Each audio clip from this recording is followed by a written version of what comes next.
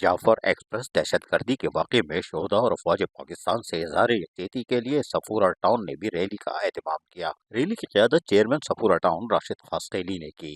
Rally में vice chairman Abdul Haq Baloch, municipal commissioner Imtiaz Hussain Maksi समेत अरकान टाउन कौंसल, अफसरान व मुलाजमीन और दीगर ने भरपूर शिरकत की।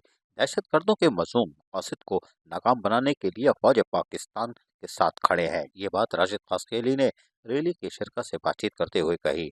मासूम और निहत्थे शहरियों को बेदर्दी से शहीद करने वालों का कोई दीन और मकसद नहीं होता। चेयरमैन राशिद खास्केली ने इस मौके पर मजीद कहा कि अफवाज पाकिस्तान ने कुर्बानियाँ देकर जिस तरह मासूम शहरियों को बाजियाब करवाया, इस पर इन्हें खराज तहसीन पेश करते हैं।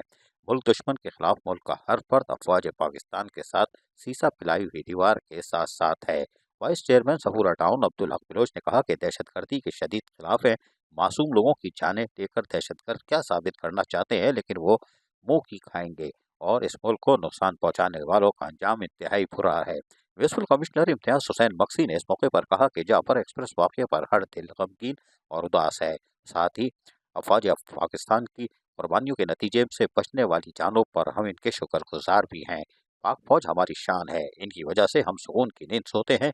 जाफर एक्सप्रेस को बाजियाब करवाने के लिए इनकी कोशिशें और कुर्बानियाँ हमेशा याद रखी जाएंगी। अजीज आरिफ, KBS बलियाती न्यूज़ कराची। ऐसी ही खूबसूरत वीडियोस फ्यूचर में हासिल करने के लिए रेड बटन पर क्लिक करके और बेल आइकॉन को प्रेस करके हम सबके सब्सक्राइबर बनना मत भूलिए।